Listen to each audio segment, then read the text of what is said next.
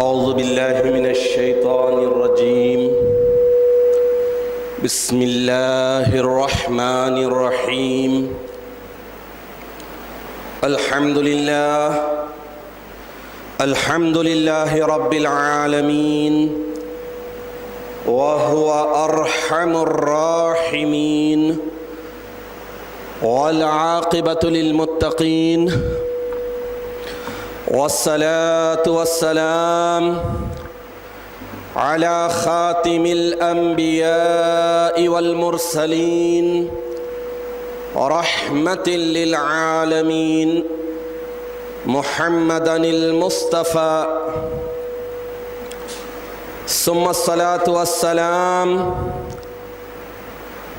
على خاتم الأولياء الكاملين وسيد المهتدين محمدا المهدي المجتبى ثم الصلاة والرضوان على آلهم الطاهرين وأصحابهم الراشدين أجمعين من يومنا هذا إلى يوم الدين. أما بعد فقال الله سبحانه وتعالى في القرآن المجيد والفرقان الحميد فأعوذ بالله من الشيطان الرجيم بسم الله الرحمن الرحيم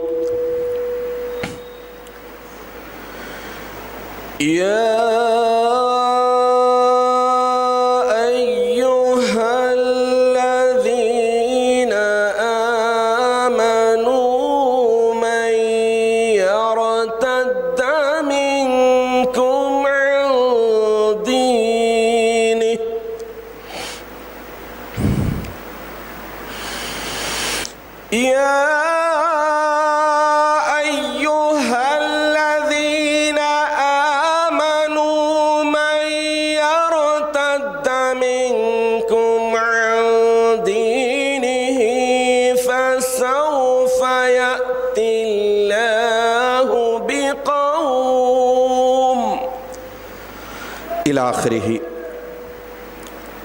سورہ مائدہ آیت نمبر 54. صدق اللہ العظیم.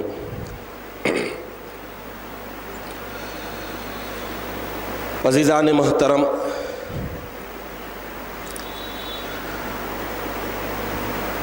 ہر انسان کو اس بات کا شعور اور ادراک رکھنا ضروری ہے کہ ایک ایسی دولت جو لافانی ہے، ایک اور ایسی دولت جو انسان کو نجات دلانے والی ہے، ایک ایسی دولت جس دولت کو حاصل کرنے کے بعد انسان ہر دنیا میں اور آخرت میں سرخرو بھی ہوتا ہے، کامیاب اور کامران ہوتا ہے. وہ دولت صرف اور صرف ایمان کی دولت ہے. ایمان کے تعلق سے لفظ ایمان کی تعریف کیا ہے، اس کے لیے ایک چھوٹی سی حدیث شریف آپ کے سامنے رکھ دوں تو اندازہ ہو جائے گا کہ ایمان کا معاملہ کیسا اہم ہے، ایمان کا معاملہ کون کون سی چیزوں پر لاگو ہوتا ہے. ایمان کے تعلق سے حدیث شریف میں آیا ہے کہ ایمان کا مطلب ہے التصدیق بما جاء بہ النبی صلی اللہ تعالی علیہ وسلم. ایمان کا مطلب ہے ان ساری باتوں، ان سارے فرمودات، ان سارے احکامات، ان ساری خبروں، ان سارے پیغامات کی تصدیق کرنا، سچ جاننا، حق جاننا، جس کے ذریعے بھیجے گئے ہیں نبی آخر الزمان صلی اللہ تعالی علیہ وسلم. تو مطلب یہ ہوا کہ حضور اکرم صلی اللہ تعالی علیہ وسلم کے اعمال، افعال، اسوہ حسنہ، آپ کی ذات، آپ کی بات پر ایمان لانے کے ساتھ ساتھ پہلے اور بعد کے ساری بیان کردہ چیزوں کی تصدیق کرنا، سچ جاننا، یہ ایمان ہے۔ یہی وجہ ہے کہ حضور نبی کریم صلی اللہ تعالی علیہ وسلم کی ذات اقدس پر ایمان لانے کے بعد پہلے نبیوں پر بھی ایمان لانا ضروری ہے۔ قرآن عظیم پر ایمان لانے کے باوجود پہلے کی کتابوں اور پہلے کے صحائف پر ایمان لانا بھی ضروری ہے۔ ملائکہ کی پیروی کرنا نہیں ہے، ملائکہ سے افضل قرار پاتے ہیں حضرت انسان بشرطے کہ ایمان سے فیضیاب ہوں، لیکن ملائکہ پر بھی ایمان لانا ضروری ہے۔ تو مطلب یہ ہوا کہ تصدیق ان ساری چیزوں، باتوں، زمانوں، پیغاموں کی تصدیق کرنا جس کے ذریعے نبی آخر الزمان صلی اللہ تعالی علیہ وسلم بھیجے گئے ہیں۔ تو معلوم یہ ہوا کہ سب سے اہم ترین چیز، اہم ترین دولت ایمان ہے،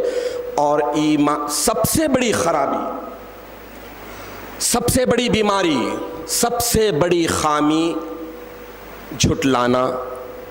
شک شبے میں مبتلا ہو جانا، اور اس سے بڑھ کر ملی ہوئی اس ایمان کی دولت سے پھر جانا، مرتد ہو جانا، انحراف کرنا، پلٹ جانا، رخ پھیر لینا، باغی بن جانا، غدار ہو جانا۔ حاضرین محترم، یہ ذوالقعدہ کا مقدس مہینہ ہے۔ امام الکائنات سیدنا و مولانا حضور میراں سید محمد جیون پوری مہدی موعود برحق علیہ الصلاۃ والتحیات کی 525واں عرس مبارک گزر چکا ہے۔ حضور مہدی موعود علیہ الصلاۃ والتسلیم کی بعثت مبارکہ وسط امت میں ہوئی احادیث شریفہ کے ساتھ ساتھ میں نے آپ کے سامنے سورہ مائدہ کی آیت نمبر 54 کی تلاوت کا شرف حاصل کیا۔ اس میں اللہ تعالیٰ ایمان والوں کو مخاطب کرتے ہوئے نبی آخر الزمان صلی اللہ تعالی علیہ وسلم کی بعثت مبارکہ کے بعد، قرآن کے نازل کر دیے جانے کے بعد وسط امت میں ایک قوم کو بھیجنے کا اشارہ دیے ہیں، اور اس میں وہی بات بتائی گئی ہے کہ لا فانی دولت سے جب محروم ہو جاتے ہیں، ایمان کی دولت سے، ایمان سے انحراف کرتے ہیں، مرتد ہو جاتے ہیں، پلٹ جاتے ہیں، تو اللہ تعالیٰ ایک قوم کو بھیجتا ہے۔ تو مہدی علیہ الصلاۃ والتسلیم کی شرائط میں مہدی علیہ الصلاۃ والتسلیم کی بعثت مبارکہ کی جو بڑی بڑی علامتیں بتائی گئی ہیں، جو مہدی کی آمد کے قائل ہیں، سید محمد جیون پوری ابن سید عبداللہ علیہ السلام کی مہدیت کی حقانیت کو نہ ماننے والے بھی جن شرائط کو مانتے ہیں، ان شرائط میں ایک اہم ترین شرط ہے، وہی مہدی سچا حقیقی جو وسط امت میں آئے، مڈل آف امہ، وہی مہدی حق پر ہوگا، وہی مہدی سچا ہوگا جس کی بعثت مبارکہ کی بشارت اشارتاً قرآن نے دی ہے، اور وضاحت کے ساتھ نبی آخر الزمان صلی اللہ تعالی علیہ وسلم کی بے شمار احادیث متواتر المعنی ہے۔ تو اس اعتبار سے میں نے آپ کے سامنے جو آیت مبارکہ کی تلاوت کا شرف حاصل کیا، اس میں اللہ تعالیٰ ایمان والوں کو مخاطب کرتے ہوئے ارشاد فرما رہے ہیں، یعنی ایمان والے ہی مخاطب ہیں۔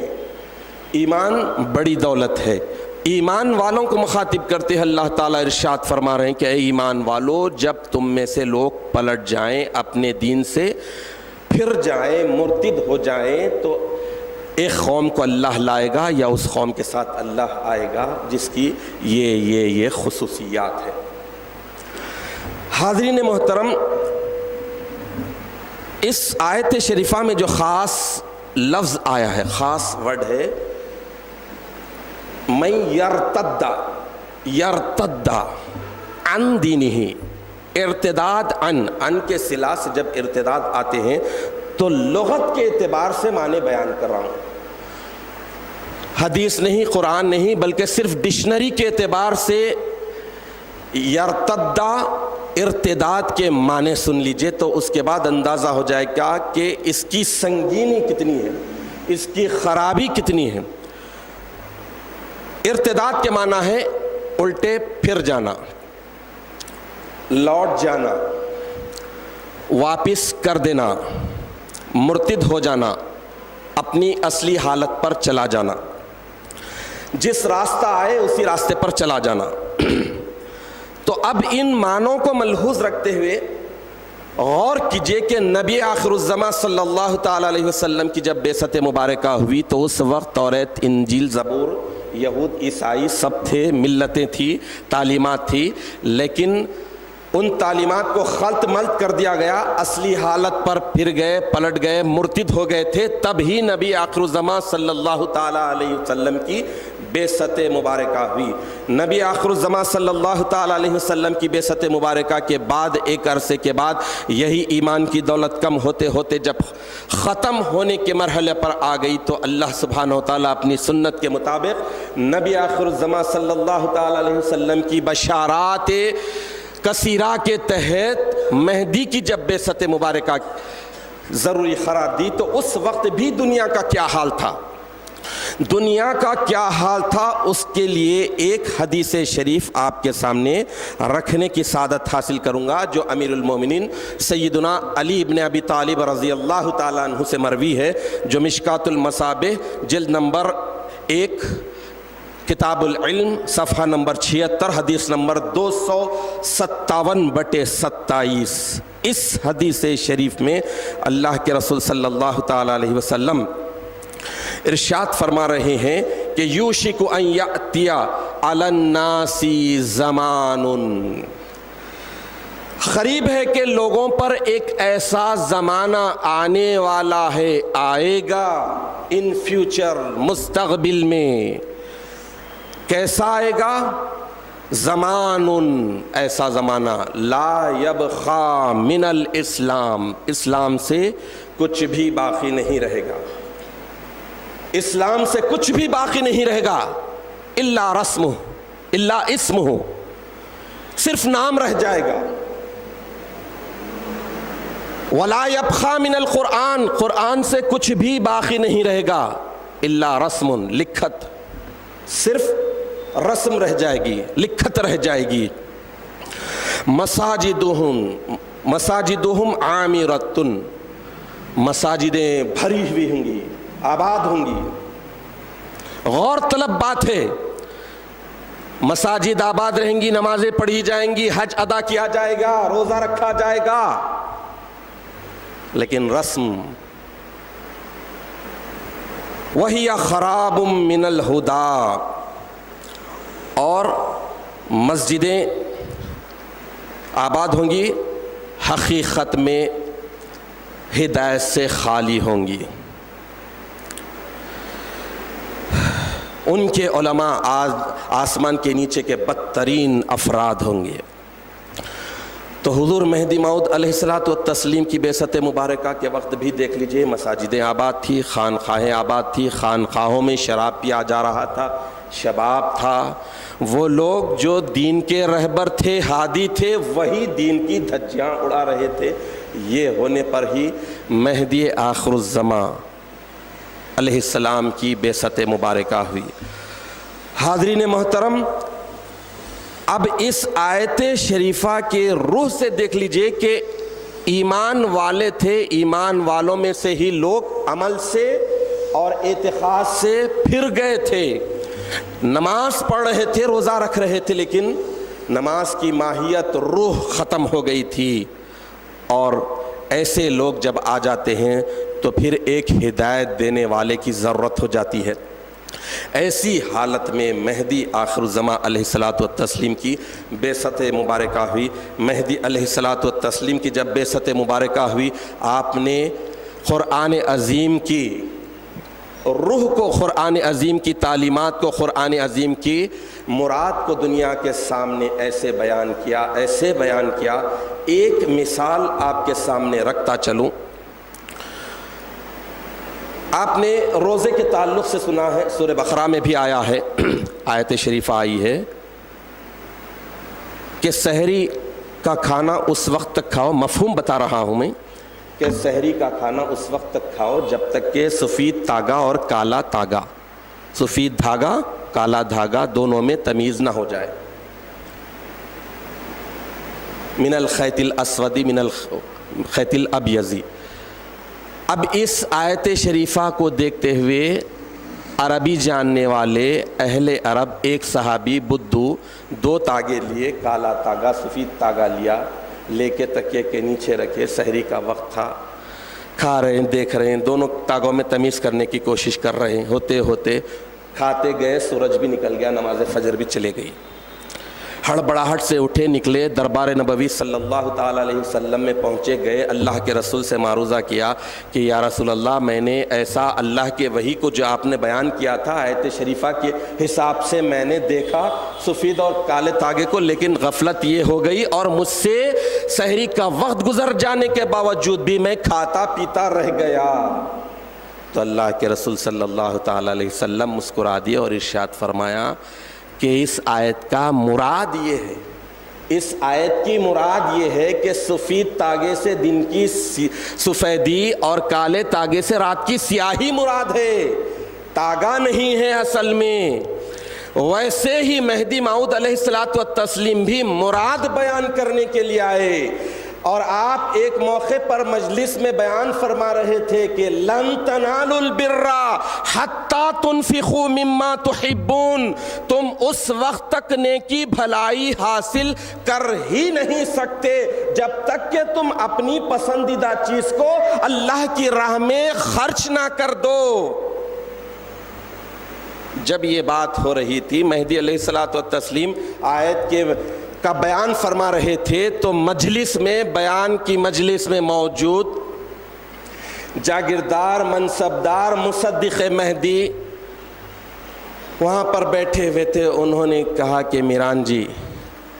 آپ جو فرما رہے ہیں کہ خدا کی ذات کو، بر کا مطلب ہے اللہ کی ذات، تم اللہ کی ذات کو اس وقت تک حاصل نہیں کر سکتے جب تک کہ تم اپنی پسندیدہ چیز کو اللہ کی راہ میں خرچ نہ کر دو. دے دو نہیں، گفٹ نہیں، ڈونیٹ کرو نہیں، خرچ. ينفقون مما تحبون، ينفقون مما تحبون، جو تم پسند کرتے ہو، چاہتے ہو، محبت جس سے کرتے ہو اسے خرچ کر دو، لٹا دو. تو جب اللہ کی ذات کو پاؤ گے. تو وہ جاگیردار، منصبدار آگے بڑھے اور کہا کہ میران جی، مجھے تلوار بہت محبوب ہے، میں تلوار سے بہت محبت کرتا ہوں، اور یہ اصیل گھوڑا بہت ہی قیمتی گھوڑا ہے، اس سے بھی میں بہت محبت کرتا ہوں، لہٰذا یہ میں اللہ کی راہ میں خرچ کرتا ہوں. مہدی علیہ الصلوۃ والتسلیم ارشاد فرمائیں کہ اس سے مراد یہ نہیں ہے، اس سے مراد یہ ہے کہ تم خدا کی ذات کو اس وقت تک حاصل نہیں کر سکتے. پھر سوال کیا حضرت مہدی علیہ السلام، اس منصبدار سے، جاگیردار سے سوال کیے کہ دیکھو میاں، تم یہ تلوار کیوں پسند کرتے ہو، یہ گھوڑا کیوں پسند کرتے ہو؟ تو انہوں نے کہا کہ یہ میری جان کی حفاظت کرتے ہیں، دشمن سے ڈیفنس کرنے میں مددگار ہیں، بہت بڑی مدد. تو حضرت مہدی علیہ السلام ارشاد فرمائے کہ اس سے تو یہ معلوم ہوتا ہے کہ تلوار سے زیادہ بھی محبوب، تلوار سے زیادہ پسندیدہ، جس چیز سے تم محبت زیادہ کرتے ہو وہ تمہاری اپنی ذات ہے. لہٰذا بندہ تلوار اور گھوڑا لینے کے لیے نہیں آیا ہے، اپنی ذات کو اللہ کی راہ میں خرچ کرو. تو وہ فوری اس سے بھی وڈرا، اپنی ذات سے بھی وڈرا، اللہ کی ذات میں صرف کر دیا. تو مہدی علیہ الصلوۃ والتسلیم نے ایمان کی وہ دولت بانٹی جو کم ہوتے ہوتے ہوتے ہوتے ختم جو ہو گئی تھی. مہدی علیہ الصلوۃ والتسلیم کی تعلیمات سے ایسے پھر سے بحال ہوئی، ایسے پھر سے تازہ ہوئی، ایسے زندہ ہوئی کہ لوگ تو لوگ منکر مہدی ابوالکلام آزاد بھی کہنے پر مجبور ہو گئے کہ یہ ملائے اعلیٰ کے مقدس فرشتے تھے جو زمین کی تطہیر کے لیے آئے تھے، انسانوں کے بھیس میں آئے تھے، اور اللہ سبحانہ وتعالی جب کبھی زمین کے انسانوں کی تقدیر بدلنا چاہتا ہے، رہبری کرنا چاہتا ہے، تو ایسے ہی لوگوں کو بھیجتا ہے۔ تو حاضرین محترم، یہ اللہ کا شکر بجا لانا چاہیے کہ ایمان جو ختم ہو گیا تھا مہدی آخر الزمان علیہ الصلاۃ والتسلیم کی تعلیمات کی وجہ سے پھر سے ایمان کی دولت کائنات میں بٹی، اور اس ایمان کی دولت کی وجہ سے ہی انسان کو اس کا مقام اور مرتبہ ملا۔ انسان دھیرے دھیرے اپنی اصلی حالت پر گیا، پلٹتا گیا، پھرتا گیا، عمل چھوڑتا گیا، عقیدہ کمزور ہوتا گیا، ایمان کمزور ہوتا گیا۔ تو مہدی علیہ السلام تشریف لائے۔ مہدی علیہ الصلوۃ والتسلیم کی دعوت مبارکہ، بعثت مبارکہ کا بنیادی مقصد تھا کہ بندہ اپنے ایمان کے جو تقاضے ہیں ان تقاضوں پر پورا اترتے ہوئے، اب ایمان ایک ایسی چیز ہے جہاں پر وائی، کیوں، کچھ بھی نہیں۔ ایمان کے تعلق سے یہ ہے کہ ایمان اللہ کی پسند کا ہو، ایمان اللہ کی چوائس کا ہو، اور اگر انسان جب برباد ہوتا ہے، مرتد ہو جاتا ہے، منحرف ہو جاتا ہے، اور دولت ایمان سے اسی وقت بے بہرا ہو جاتا ہے جب پسند اپنی کرنے لگ جائے، چوائس اس کی اپنی ہو جائے، تب انسان مرتد ہو جاتا ہے۔ تو حاضرین محترم، ایسے مقدس موقع پر میں آپ سے ریکویسٹ کروں گا کہ اللہ سبحانہ و تعالیٰ کے فضل و کرم سے، رسول و مہدی کے صدقے سے، اور ان اولین ازلی ایمان والوں کی عظیم قربانیوں کے نتیجے میں جو ہمیں ایمان کی دولت ملی ہے، اس ایمان کی دولت کو بچانے کا واحد راستہ، ایک ہی طریقہ ہے، وہ ہے تعلیمات، پیغامات مہدی علیہ الصلوۃ والتسلیم پر ہمارا ایمان سچا اور پکا ہو۔ لوگ اب افسوس کے ساتھ کہنا پڑتا ہے کہ جہاں پر عربی نہیں آتی، عربی کی گرامر نہیں آتی، جہاں پر صحبت نہیں ملی ہے، جہاں پر ایمان کا ورڈ کیسے بنا ہے یہ معلوم نہیں ہے، لیکن کہتے ہیں کہ میں نہیں مانتا،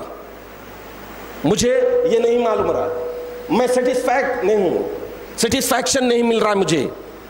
میں اس وقت مانوں گا جب کہ مجھے قرآن اور حدیث سے پروف دو۔ وہ بندہ کہہ رہا ہے جسے قل اعوذ برب الناس کے معنی بھی نہیں معلوم، ملک الناس کے معنی بھی نہیں معلوم۔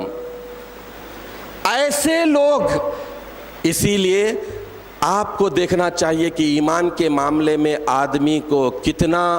صاف ستھرا ہونا ہے۔ ایمان کے معاملے میں آدمی کو اپنے وہی اسلاف کو دیکھنا ہے، انہی بزرگان دین کو دیکھنا ہے جو علم والے بھی تھے، فضل والے بھی تھے، دولت بھی تھی، خاندانی بیک گراؤنڈ اتنا اعلیٰ تھا کہ مہدی موعود برق علیہ الصلوۃ والتسلیم خود فرماتے ہیں کہ بھائی سید قطب تم ہم ایک جدی ہیں۔ وہ ہستی 20 سال کے طویل انتظار میں مہدی کے نام پر پارا پارا ہونے کے لیے تیار ہے۔ وہ ہستی جو علم کا سمندر ہے، ایک موقع پر دیکھ لیجئے اپنے آپ کو کیسے بتا رہے ہیں، امت کو، گروہ مہدویہ کو تعلیم دے رہے ہیں، اور ایمان کے معاملے میں بتا رہے ہیں کہ ایمان اس وقت تک مکمل نہیں ہو سکتا جب تک کہ ذات پر اور ذات کی ہر بات پر بغیر دیکھے کہ بلا چوں و چرا، بغیر کسی وائی کے ایمان ہونا چاہیے۔ حضرت بندگی میاں سیدنا شاہ خود میر صدیق ولایت رضی اللہ تعالیٰ عنہ اتنی اعلیٰ ذات ایک موقع پر ارشاد فرما رہے ہیں سوکی کھاڑی اٹھا کر، یہ ایک ہی واقعہ میں بار بار 1000 بار زندگی بھر سناتا رہوں گا تاکہ لوگ جان جائیں کہ عظیم ہستیاں بھی علم کا سمندر ہوتے ہوئے بھی، عمل کا پیکر ہوتے ہوئے بھی، عشق کے شہباز ہوتے ہوئے بھی ایسے تھے کہ سوکی کاڑی اٹھا کر سوال کرتے کہ بھائیو یہ کیا ہے؟ سب بولے سوکی کاڑی، آپ نے بھی جواب دیا کہ ہاں سوکھی کاڑی، نو ڈاؤٹ سوکھی کاڑی، لیکن اگر ماؤد فرماتے ہیں، اگر میرانجی فرماتے ہیں، اگر مہدی آخر الزمان فرماتے ہیں کہ یہ سوکھی کاڑی سونا ہے، اگر یہ سوکھی کاڑی جنت ہے، اگر یہ سوکھی کاڑی بندے کی آنکھوں کا قصور ہے کہ یہ سوکھی کاڑی نظر آ رہی ہے، یہ ایمان ہونا ہے۔ صدیق اکبر ادھر جائیے، نبوت میں